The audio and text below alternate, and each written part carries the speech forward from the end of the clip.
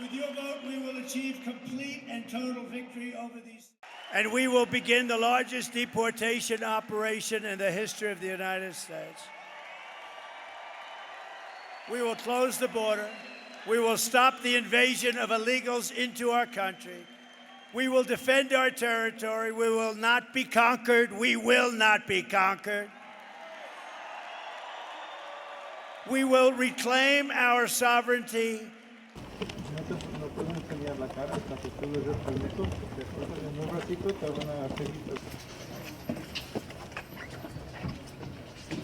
It's the trick one, the pin. So I do think it's feasible for Trump to carry out mass deportations. It won't be simple.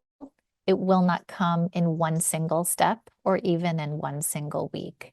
But the office of the presidency is a powerful one. And with Congress and the Supreme Court largely within the control of the GOP, I think the president-elect has a number of tools to carry this out.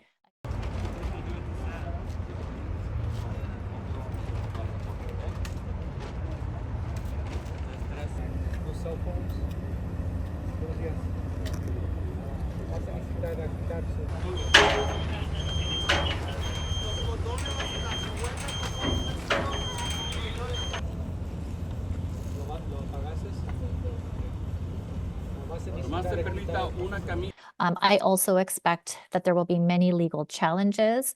I expect that the new administration will seek to push the boundaries beyond what may even be legal or be constitutional, and that the courts will have, as well as lawyers, will have an important role to play in the future ahead of us.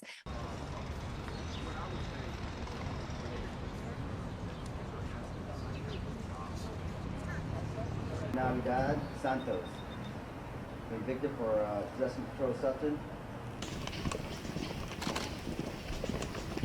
Now, the extent to which that itself is successful is also going to depend on people knowing their rights and asserting their rights. So, for example, not necessarily sharing all of their information on the spot, but knowing that they have a right to speak to an attorney, for example.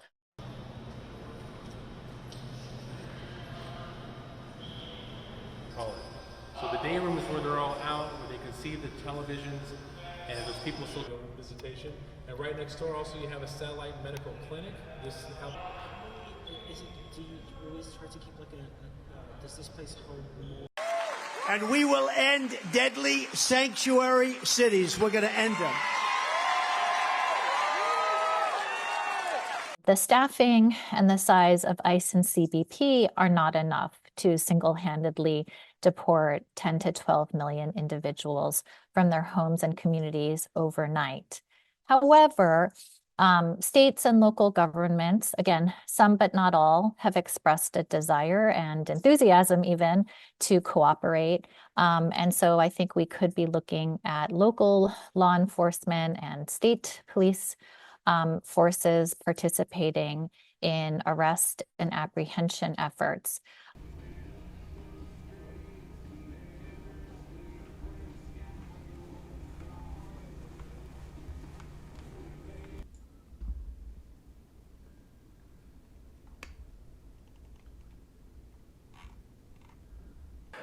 When the legislature passed SB 54, basically making us a sanctuary state, it effectively cut off the cooperation of and information sharing between law enforcement and local law enforcement and our federal government. And there are some exceptions, but for the most part, it made it a crime. I mean, it is illegal for a law enforcement officer to ask anyone about their immigration status.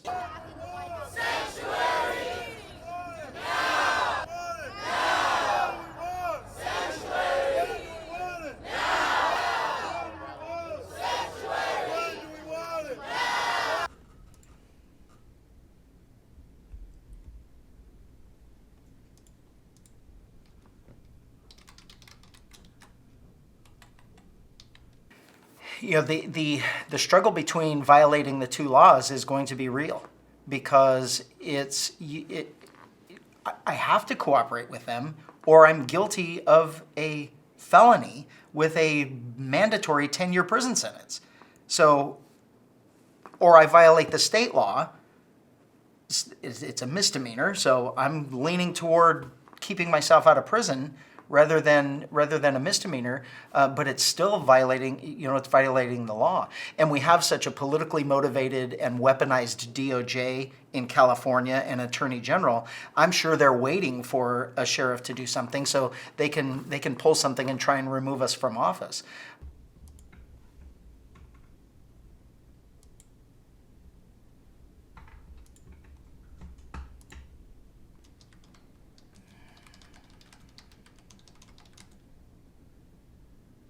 So we are doing everything we can to make sure our community knows your immigration status means nothing unless you're a criminal. It's like, don't commit crimes. If you don't want us to involve you with ICE and with immigration, don't commit crimes, and don't let your family members commit crimes.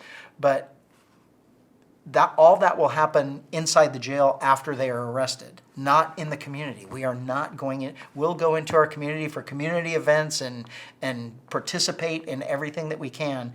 It will not ever be for immigration enforcement.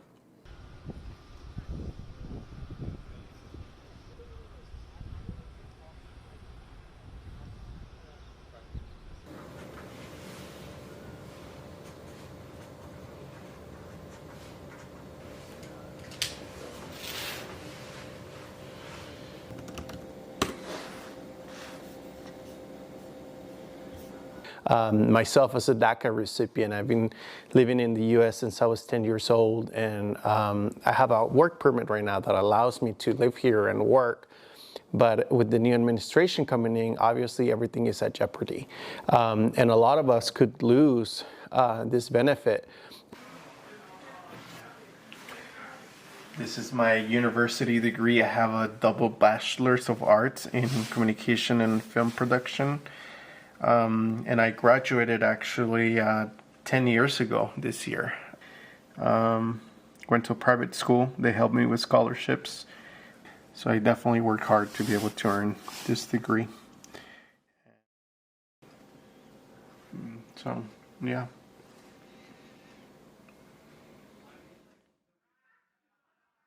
Every single year we pay federal, state, local taxes.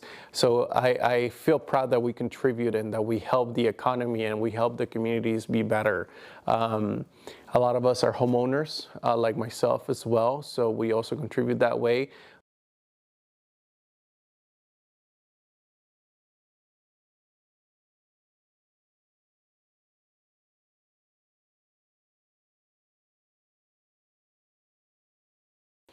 Even though my mom is now a U.S. citizen, I would still be at risk of, being deported back to a country where I don't know. I came here when I was a child. I don't know anybody there. I don't know the system. I don't know how to be able to live in a place that it's basically new to me.